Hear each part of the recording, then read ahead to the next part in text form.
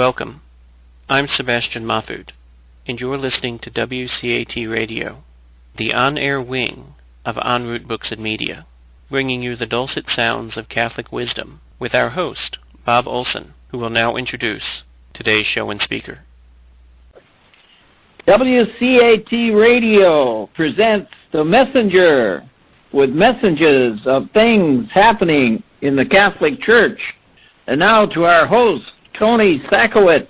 Tony, good to have you back. Well, good day to you, too.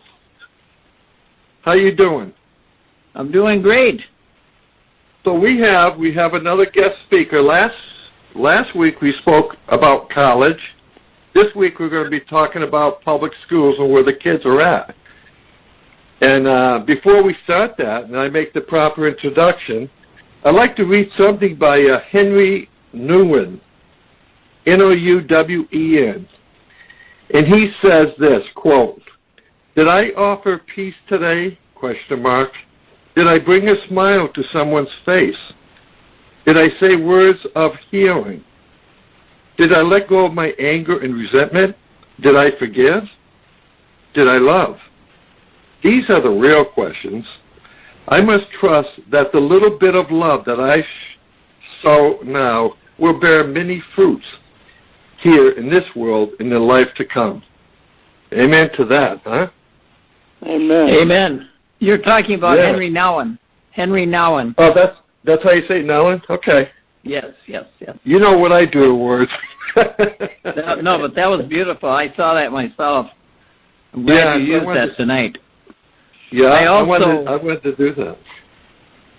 So with the what I'd like to do tonight is I want to see where the kids are today in public schools. And I've got a good friend of mine, Bob Melfonte, and to give you a little background, his education is George Washington University, where he has a business and a BBA in marketing, University of Connecticut School of Social Work, an MS with group work in 1989, State of Connecticut Certified Drug and Alcohol Counselor, State of Connecticut Licensed Clinical Social Worker, and many other things. I've known Bob for over 20 years, I think, at this point, based upon his daughter's age. And he's got two lovely daughters. So with undue rest, Bob, I want to welcome you to the show. Well, thanks, Tony. It's good to be here. We talked a little bit at breakfast, again, and it was, you know how we get into these breakfasts. I think Bob O experienced that last week with Bill O'Keefe. The concern, what I'd like to know is what's really happening with these public schools. In the second half, we could talk about what should happen. And we'll inject, Bob and myself, Bob O. Olson and myself, we'll inject in between and ask you probably a few questions about that. So where are we currently with the kids in school? Well, I think that most of the young people today are feeling a lot of the same confusion that the adults are feeling. You know, I think it's a very conflicted society, and I think the kids are just as confused as a lot of adults about which way to go. I think when you add to the confusion of a young person, the breakup of the family, and all the many distractions that they have to deal with, I think that's a lot of young kids today are feeling disconnected, disenfranchised, and just looking for some guidance and looking for a place to go. And I think it's a little harder today than it was even when I began 28 years ago. Well, you're 28 years ago. Wow. Now, I did my first 3 years in residential drug rehab, and then I took the job in a public school as a social worker in 1989. Wow. A little bit.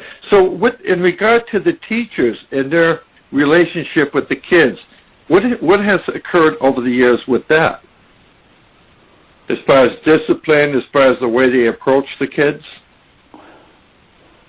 Well, I think, if anything, in the last few years, there's probably a little more hesitancy to discipline kids on certain issues. I think the public schools are, in some ways, a reflection of what's going on in society, in that we're much more likely to give kids a second chance and to not always give them the discipline that they might need at the time. But most teachers are very dedicated, very hardworking. I always tell the teachers that they're all part social workers today.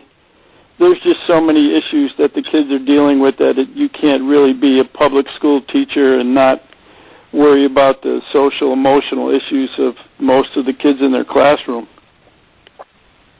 Right. I mean, of these kids, the ones that are having some of the more severe problems, are they from broken families or? I think if I was to be fair, and if I went through my caseload of 50 or 60 kids, I would say the great majority of them come from families where there's some kind of breakdown. I would say very few of the kids that I see regularly come from, your normal two-parent family. Yeah. All the different configurations of families that we see today, there's about as many as you can think of, as you can imagine. Wow. But sure, yeah. I mean, I think that goes without saying that when the kids lack the proper kind of support and the proper kind of guidance, that they get into more trouble. They get into more things.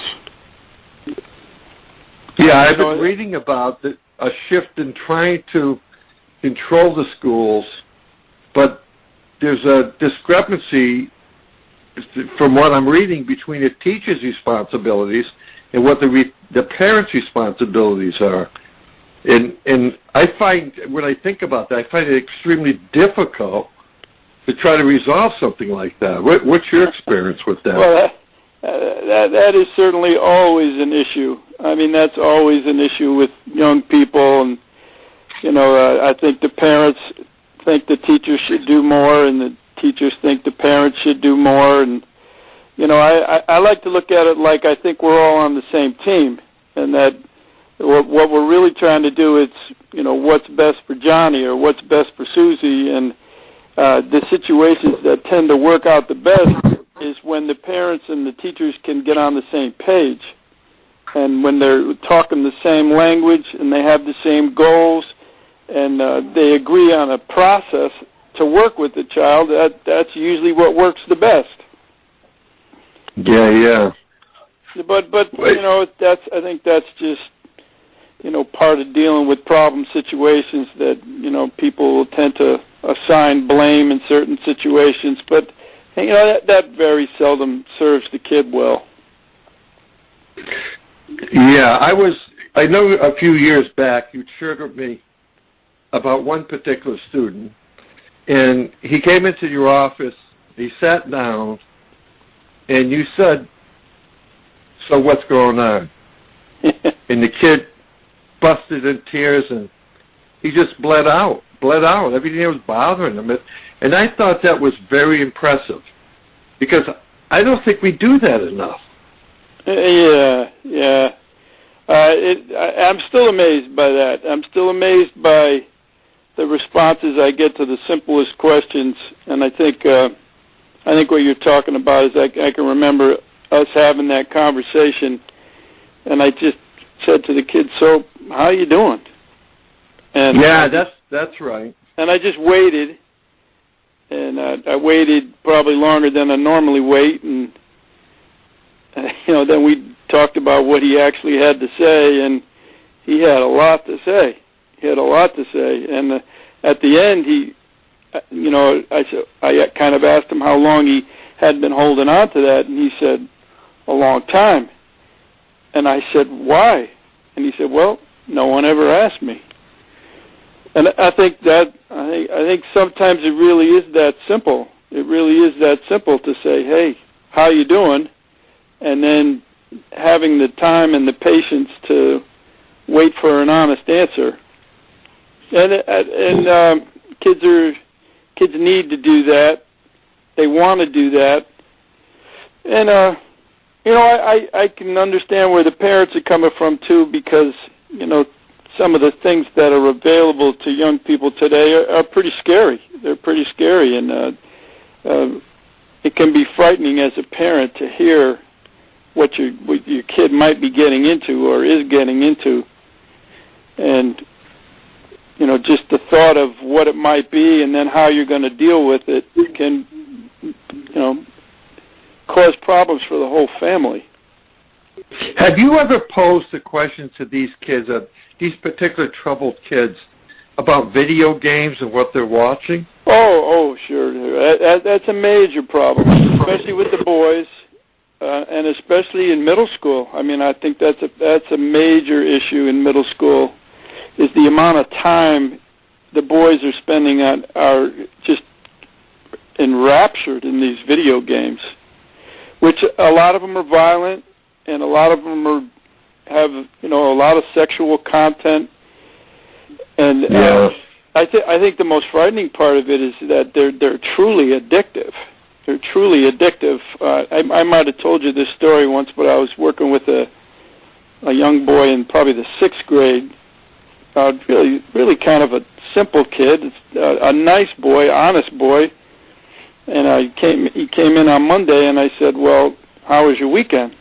He said, "Oh, it's good, Mr. Mel. I had a good weekend." I said, "No, really, how was your weekend? What did you do?" He goes, "Oh, I had a good time." And I'm like, I really wanted to know what he did, so I said, well, no, really, what did you do this weekend? Like when you went home on Friday, when you walked in the door after school on Friday, what did you do? He said, I played video games. Okay, and then what'd you do after that? He said, I played video games. I said, did you have dinner? He goes, nope. I said, did you go to bed? He goes, nope. He goes, so you just played video games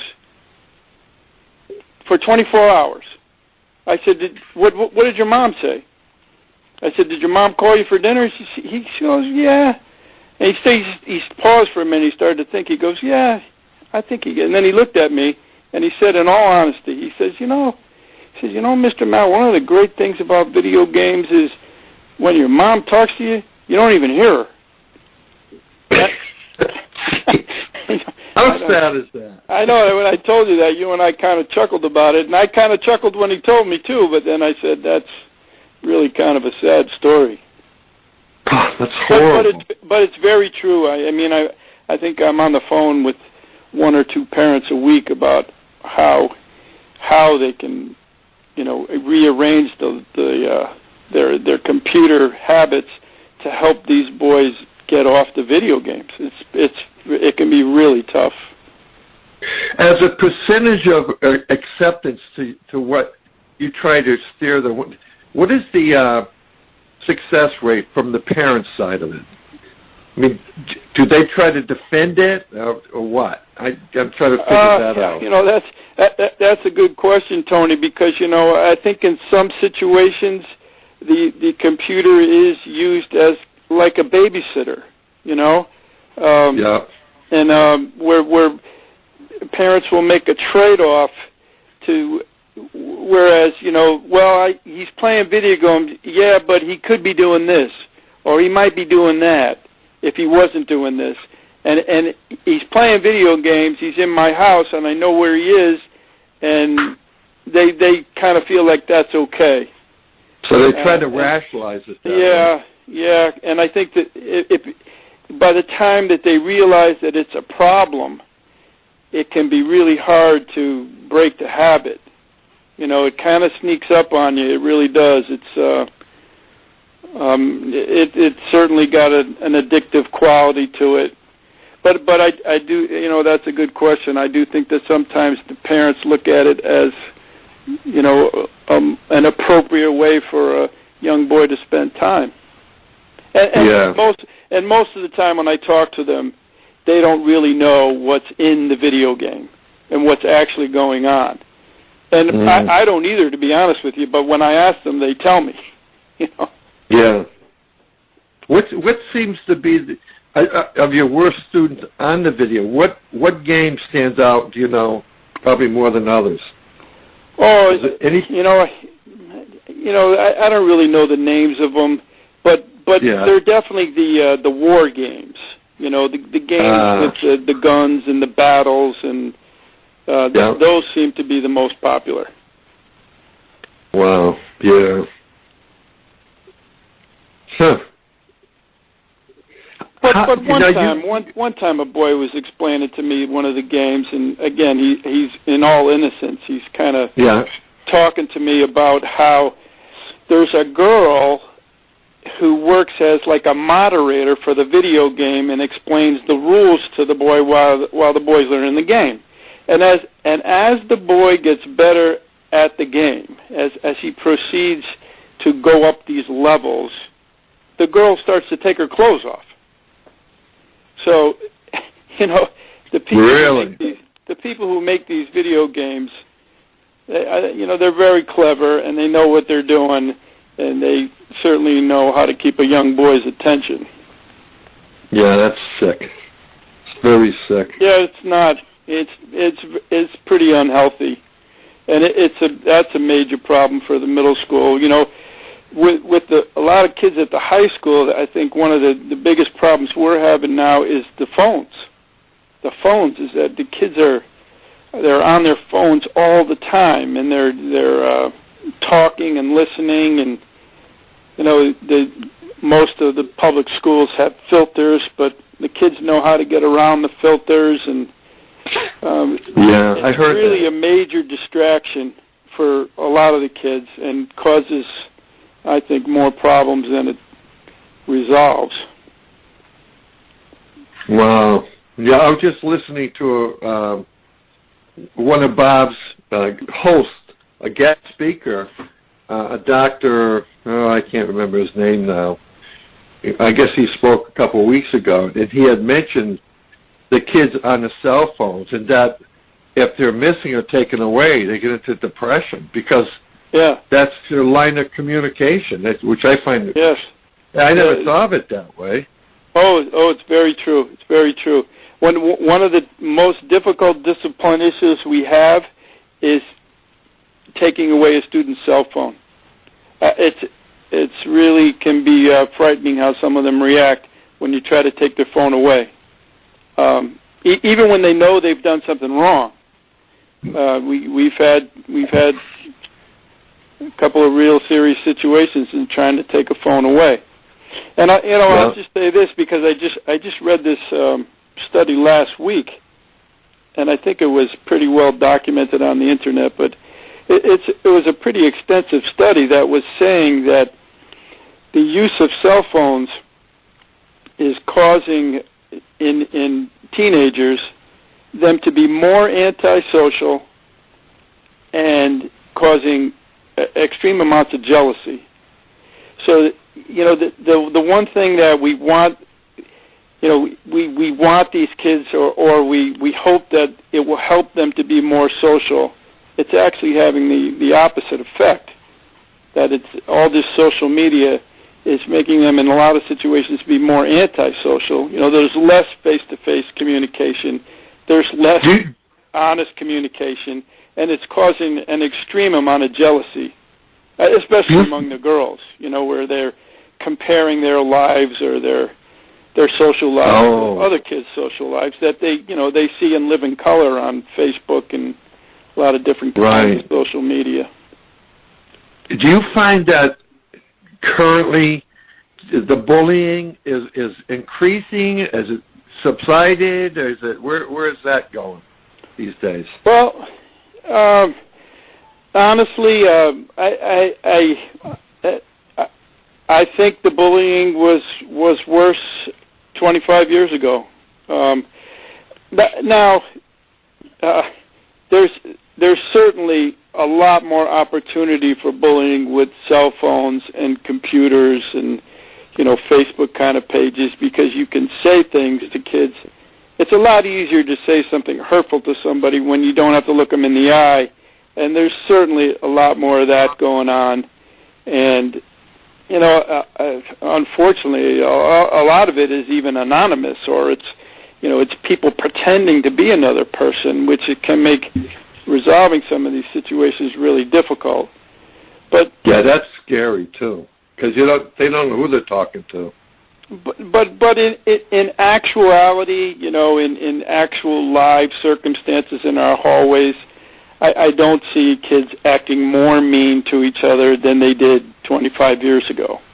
And well, I know they're addressing it more today, I think, than they ever did the bullying. So that's sure. Connecticut has an anti-bullying law. Oh. But what is it? So what does it say, basically? Well, it essentially says that the schools are mandated to deal with these situations, and a fairly recent change says that even if the bullying doesn't take place within the school, if it's brought into the school, if it happens outside the school, but it continues into the school, that the school administrators have to investigate and take action when necessary. So we spend quite a bit of time doing that. Okay, and if they don't, what seems to be the penalty?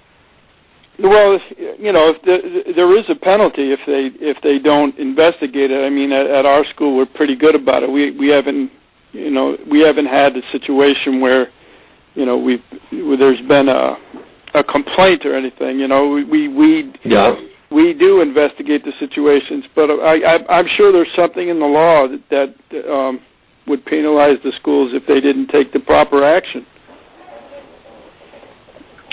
So now, as a social worker, do you have a disciplinary officer? In addition, when you say we definitely know the principal or vice principal is involved. Who else might be involved in something like that? Well, the discipline is really the responsibility of the principals, the assistant principals, the superintendents.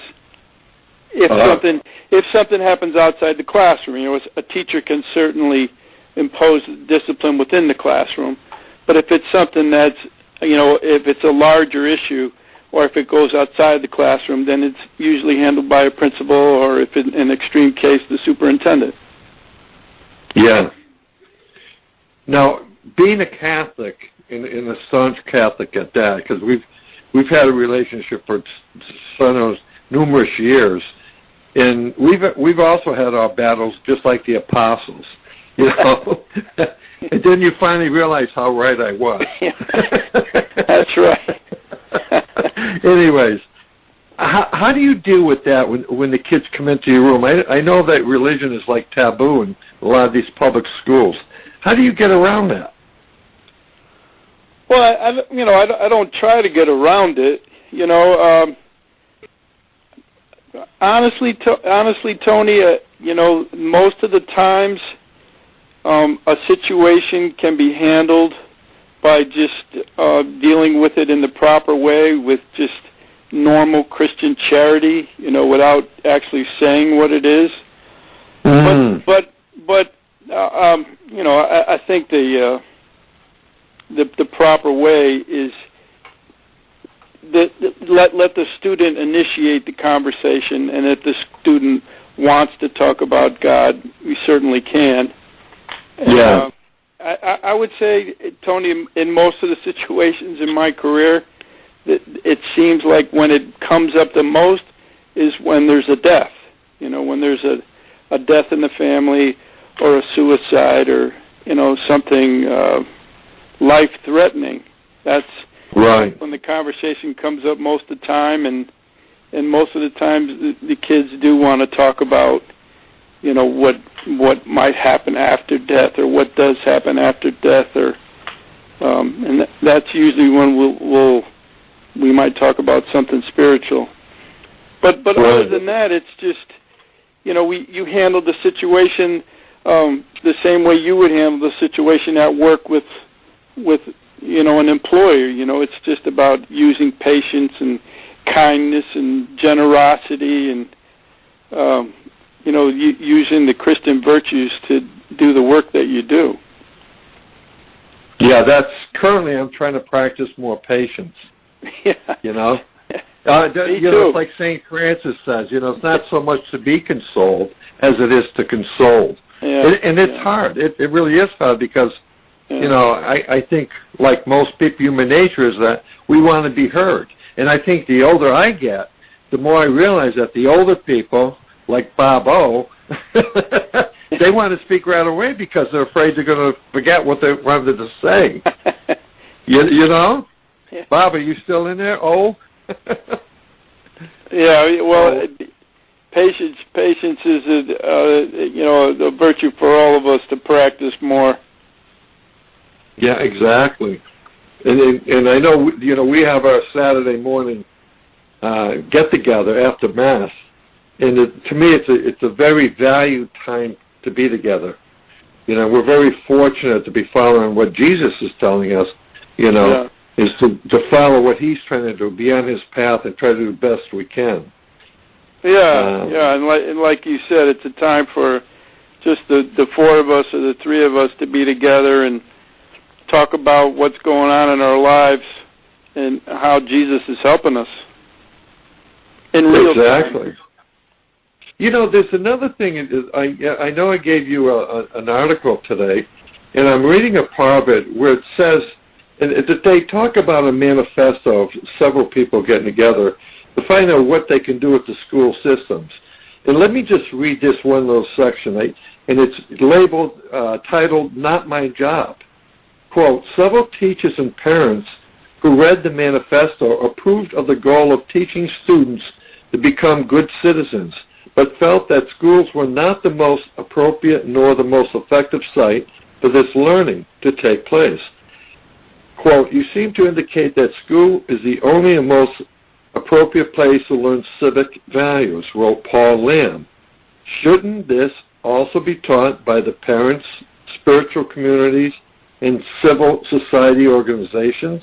And who is to say the greater responsibility shouldn't lie with them?" What do you think of that? Oh, I think that's very important, and I think the church, the school, the home should all be teaching community service. We've certainly, I think probably for the last 5 or 6 years, we've had a community service requirement at our high school, and it's been great to see what some of these kids do. They can be very generous, very compassionate.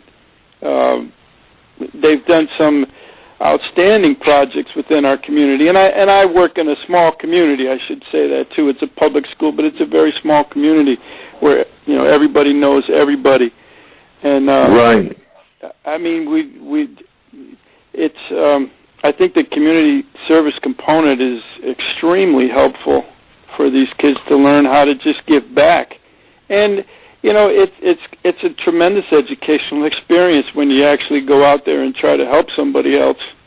Personally, I don't think there's a better lesson a kid can learn in high school as to how to actually, help somebody in the community, or just realizing that there's need out there, and that some of the simplest things that a young person can do can be very difficult for an older person or somebody who lives alone, and a lot of the kids are more than willing to help. Their kids are, I think, by nature very generous and very compassionate, and if the school can help organize an activity like that, I think more the merrier. Well, I know Xavier High School that's part of some of the studies. They have to go out in the community and do that type of self-service thing. Sure. In my experience there, working as a director of maintenance for 5 years, was that the kids were very impressed. And I think they see the other side, because these kids basically are very well off, let's say. They have enough money to pay the tuition every year, and it's a private school, so it's not exactly inexpensive. but they see the value of what they have more when they get out there and do more with the community. Yeah, absolutely. You know, like the old age, there's like a assisted living right next to them, a rehab place, and they visit that, and they do other things in the community. And your kids do something similar to that, huh? Oh, I didn't know that. Yeah. We have a Rachel's Challenge group at our middle school and our high school, which was started. We had a presentation maybe 4 or 5 years ago, done by the family of Rachel Scott, who was the young girl who was killed at Columbine, and she actually has a really impressive, wonderful story about giving back. And we've started community service groups named after her. They're called Rachel's Challenges groups, and they're mostly run by the students, and they come up with their own projects about how to help either other kids in the school or teachers in the school or people in the community, and they've done some really wonderful projects. Well, that's super. Yeah. That's very super. And you find the kids, well, you know, the other part of this, the other aspect I recall, I wanted to ask you about, you also are involved with sports, isn't that correct? Yeah, I've coached basketball for 28 years, and I coached baseball for about 10, and I've coached tennis for about 15, and I did soccer for about 10. I've coached the entire time I've been here, yeah. Wow, that's so. Now, taking those kids that are involved with sports, and this always amazes me because I got a couple grandchildren involved with sports, swimming and soccer and all that, and they, with all the practice, and it seems like it's every day, and all the time it takes to do all this stuff, they still remain at high honors. Do you find the same thing in public schools, that the kids involved with sports do greater? Yes, we do, and we studied this in the beginning, and we actually through our own little scientific study proved that most kids do better in season. That a lot of our athletes, and I worked mostly with the boys, but a lot of our athletes did better during the season. And if you think about it, it kind of makes sense, because you know they in order to participate, especially at the high school, they have to keep their grades up, and they kind of have to organize their time a little better because they're spending more time at school. They're doing something they love, and you know that's always quite a motivator too, is they want to keep doing it. You know, they play these sports because they like them, and they're motivated to do well, and they usually do well. And they actually, and I think most coaches would agree, and I think even the teachers kind of see the difference now, that they perform better and they do better in school during the season. Wow, and do you find most of them going on to further education? Yes. Yeah. Now, whether they'll play sports at the next level, that's another question. But yeah, I think it certainly helps kids to graduate. And you know, if they graduate from high school, they'll have more than enough opportunity to go on to college. Wow. You know, when I was going through high school, in the schools at that particular time, and that years ago, a lot of years ago, I know the schools had shop in them, you know, wood, metal, and stuff like that, which I was I participated. I did very well with that. Once I smartened up in my junior year and took hold of my studies.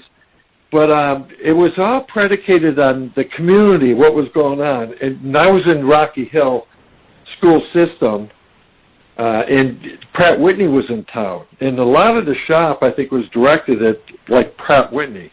In service to those industries. Do you find the same thing today? You know, we don't get too much assistance outside of the school. You know, in our town, we do a couple of town tech programs, but I'm happy to say that at least in our school, we have not really cut down on our shop programs. We have a pretty extensive unified arts program at the middle school and the high school. And for the kids that I work with, especially the kids that I work with, a lot of the troubled kids, these classes are very important to them. And there are a lot of times those are the classes that they excel in. We have an entrepreneurship program at the middle school where the kids for an entire semester make products, and then at the end of the semester they sell the products to the community, and then the funds that are raised they give to a charity. And it's a wonderful program, and it's helped a lot of kids. I mean, I know you understand this, but some kids do a lot better when they're working hands-on. When they're involved in a project and they're actually making something and producing something, and they're doing it with their hands, and especially it's very self-rewarding when you can see the product in front of you, because having taught both carpentry, electrical, and plumbing, I've been, by God's grace, gifted in those trades, and teaching it actually. First theory in the morning, and then I had to show them that I wasn't giving them a bunch of stuff in the morning. I had to prove that what I was talking about was really the way to do it. So it was very rewarding, and I still continue to do that on a part-time basis. I am semi-retired, as you recall. But, you do the project, you remodel a bathroom or kitchen, and it's instant gratification. Yeah. So you do the best you can, and you do it as, like I tell my customers, I says, I don't work for you, I work for the guy above me, because that's who I got to answer to. And I think in that way, I love to hear that about kids. I thought a lot of the shops were not in the high schools anymore. But they have taken them out of a lot of high schools, but I'm happy to say that we still have, a pretty good shop program, a unified arts program in both our schools. Wow. Do you find them very important? Wow, wow. So do you find these kids going out and starting their own businesses? I mean, oh, sure.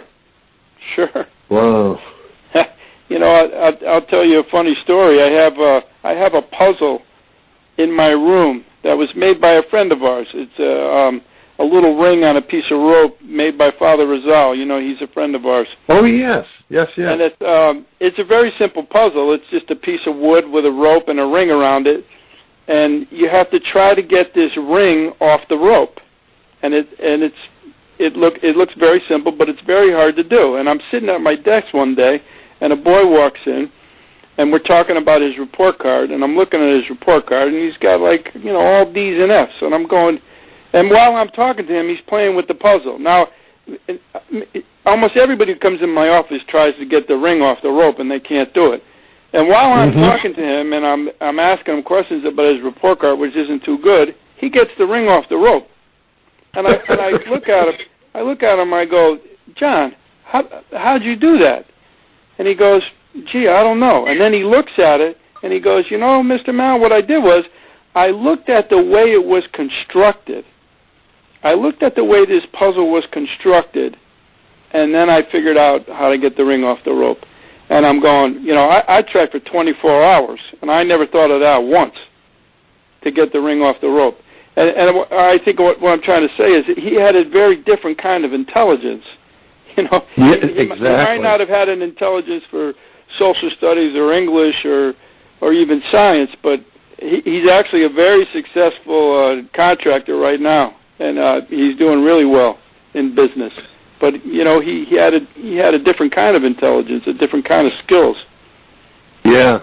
And I actually tell that story to the kids now when they come in the room and they want a hint. They say, I can't get this ring off this rope. And I actually tell them that as a hint. They said, well, I'll tell you what this boy did once. He looked at the way it was constructed. And if you can remember the puzzle, I think you know what I'm talking about.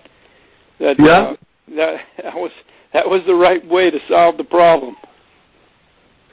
Some people just have that analytical mindset. Having two grandsons, little Tommy and Van Paul, which you know who they are. They're both at 10 years old, and Van Paul's analytical. He doesn't move until he analyzes everything, and then he makes a move, and it's usually right on. Right. And then Tommy, of course, is a bulldog and it's Chinatown thing, and he goes at it a different way. They both are successful in getting there, but it's just a funny way how they do it, you know? Yeah, then that's what we try to do in the schools, too, is we try to figure out the best way that kids learn, and I think through the years we've gotten better at, adapting our teaching styles to the way kids learned, or just by giving them more options. And, I think when kids are successful, school's a lot more fun. What do the teachers say about the standardized tests? Oh, I mean, I think for most teachers, it's a little bit of a burden. It's kind of frustrating that they have to get through a certain amount of teaching to the test, and that's probably a question better suited for a teacher, because I've kind of heard both sides that with some of the lower functioning kids, this increase in testing has helped to reveal some of their deficits, and it's helped to and then we've purchased programs, or we designed programs for them to learn these skills to close their deficits. So I think there's a good and a bad to it. I think in time the state and the schools will work this all out. But right now they're probably a little frustrated that they don't have as much freedom to teach their curriculum as they used to have. But on the other hand, I think it's addressing, in the last 10 years in our school, we've made a concerted effort to improve the reading scores, and I can actually see a difference. I can actually absolutely see a difference in the way we approach certain subjects, and I think we probably needed to do that, and it was a good thing to do, and I think as long as the administrators and the superintendents are in touch with the needs of their population, that maybe we can use these tests in the right way. I have a question. Quite a few years ago, when the computers first came out, there were stories about high school kids that were making a lot of money with their computers, making more than even in college. Kids making more than their professors as far as money is concerned. Do you remember any of that? Making money doing what? Well, they, using their computers and some way of earning money. I don't remember exactly how they did it, but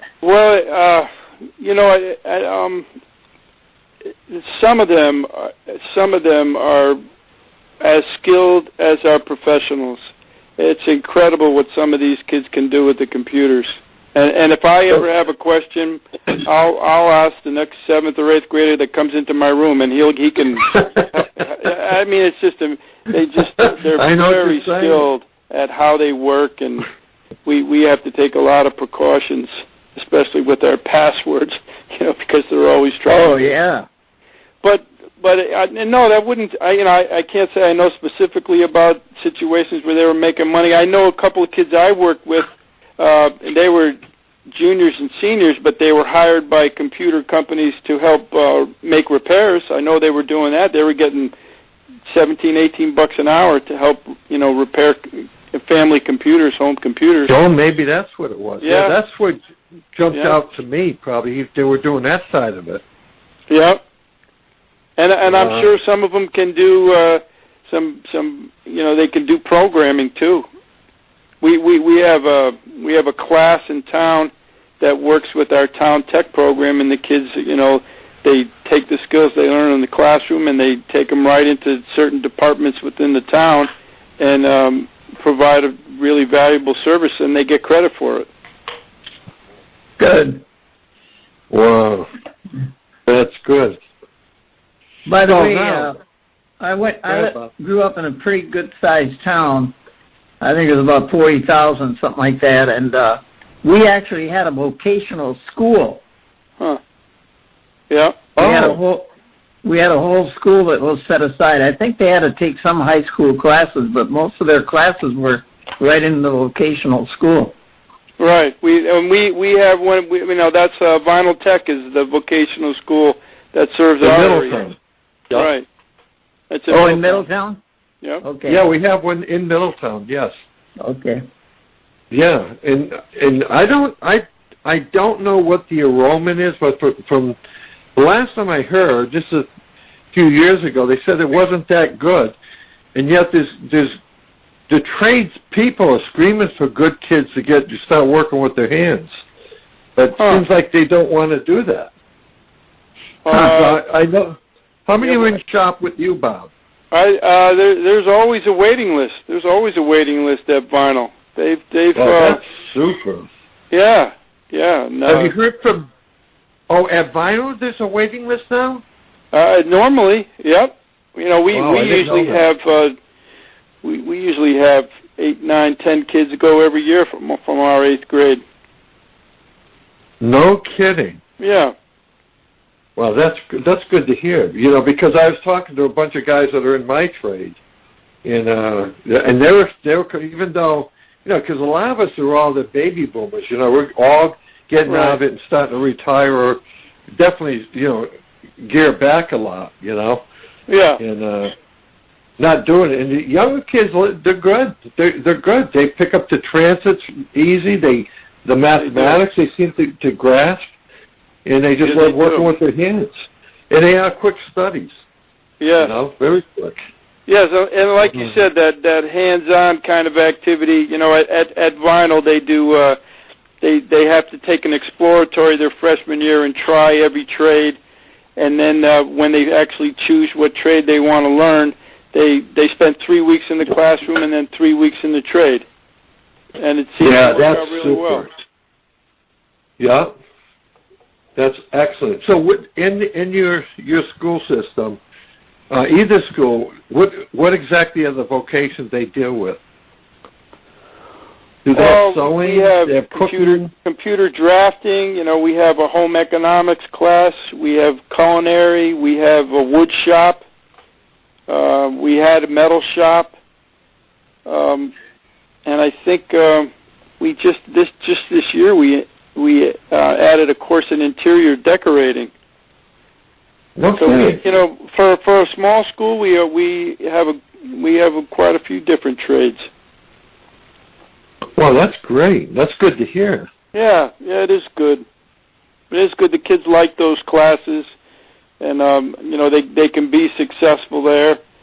And like we said, just to be able to do stuff with their hands. It gives them a feeling of success. So, Mr. Olson, let me ask you a question. Yes. Are you on? So, when you were in high school, did they have prayer in school? That's a good question. Because I recall when I went to high school, we did. We had home. We had home. What do they call them? Home study? Yeah, what's that? Homeroom. Homeroom, yeah, we had homerooms, and we would start out with prayer. And the Pledge of Allegiance. Yeah. And the Pledge of Allegiance. And the Pledge of Allegiance. Yeah, that's what I recall, too. Yeah. And I understand, and just recently that I found out that I always thought it was 1964, but it was 1963 when they pulled God out of schools. It didn't. I can honestly say that's when I started to see a deterioration of the system. Because these kids weren't getting what the Bible was saying. They're not getting fed that, and it's a lost generation between them and now. And the kids, I don't know where they get the hope. I don't, if you're not with God, I don't know where you obtain the hope, unless you have a good mentor that could be there on your right-hand side. And Bob, I think that's where you're critical with that. You really help with that side of it. But how many other kids don't have that? Yeah. Yeah. There's the depression is a pretty common issue with the young people today. You know, a lot of times when I talk to parent groups, I say things like, you know, I could give you a lot of statistics about where we are today with the young people, but I really just want to give you one, and that's that, you know, in the last 30 or 40 years, the suicide rate amongst young people has gone up astronomically. And that's just, it seems to me like that's something that all of society needs to focus on, and we need to work for solutions with, because in my mind, that's a very unnatural thing for a young person to want to take their life. You know, I think this is very much a modern-day problem, and it's a problem that everybody should address. And a lot of it does stem from, like you're saying, Tony, like a lack of hope for a lot of different reasons.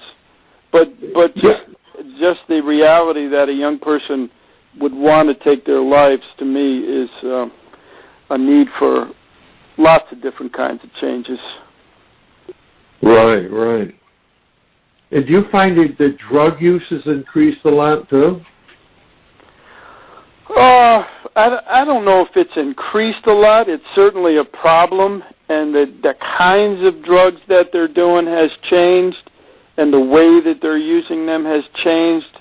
I don't know if I would say that there's more of it, but certainly heroin has been a much bigger problem in our state in the last few years, and that's a significant issue. Even in our little town, it's been a bigger issue. It's you know, you hate to say it, but it's just too easy to get. It's too easy to obtain. It's not that expensive, and it's very dangerous. It's very dangerous, and it's the state of Connecticut has had a tremendous problem in trying to keep up with the heroin problem and stay in all different socioeconomic levels.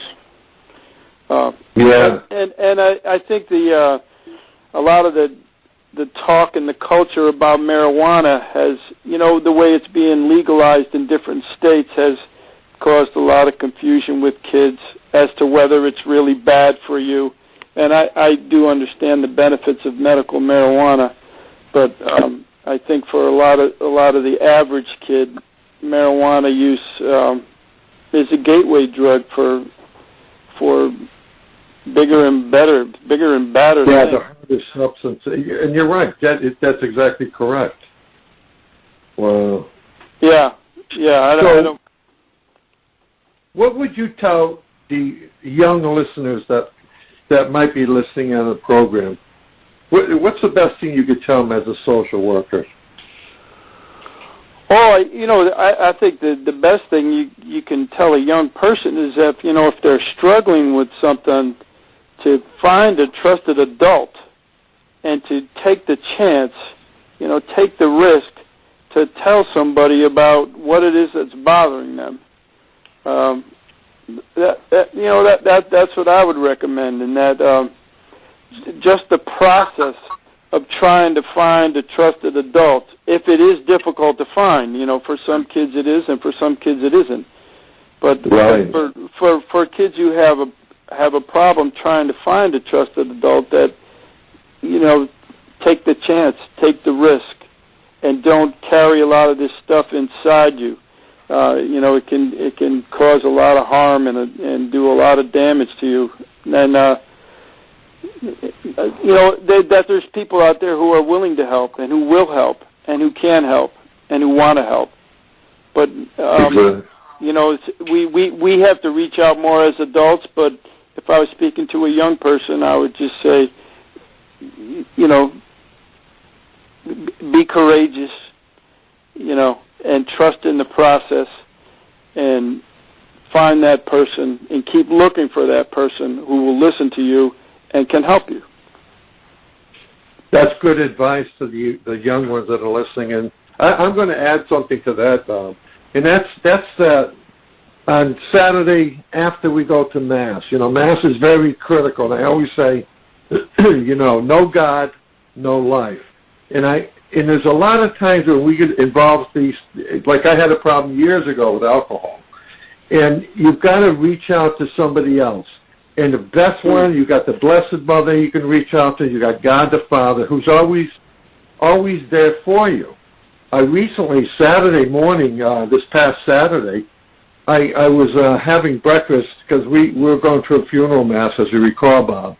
Yeah. I had a double breakfast after that with you, if you remember. But that first breakfast, I was at Mitchell's, and I just happened to see this young 2-year-old walk in with the parents, and they got a hold of Tom, the owner, and the little 2-year-old, when he looked up and both eyes met, instantly both eyes, they were aglow with big smiles, and the little 2-year-old went over and just leaped into Tom's hands as he bent down, and Tom was holding it, and as he was holding him, and just you could see the love pouring out. The little boy was just looking all around, just staring at everything and not even paying attention to Tom. And I'm thinking to myself, Lord, I think that's what we do with you. You're holding us in your arms, and we're just not paying attention to you. We're just looking around at everything else but you. And I think the best advice I can give anybody, and we're very graced by being together as friends and to share our time together, is to find somebody, to trust somebody. Yeah, that's a beautiful image, Tony. That's a beautiful image that God looks at us like we're His children, and He expects us to come to Him like He's our daddy. And He is our daddy. Yeah, and that's a beautiful image for young people.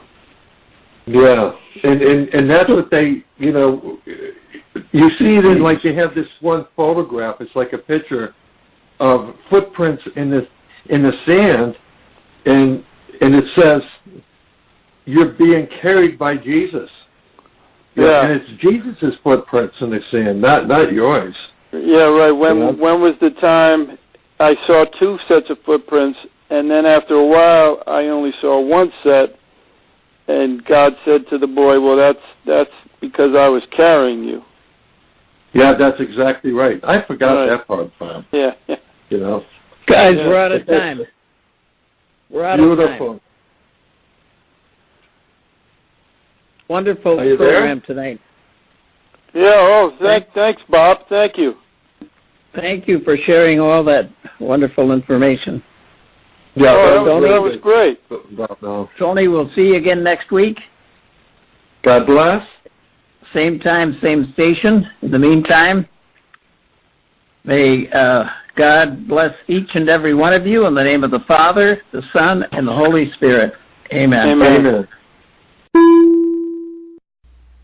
We hope you enjoyed the program and will join us back for another show on WCAT Radio. This is Sebastian Mahfood. Good day.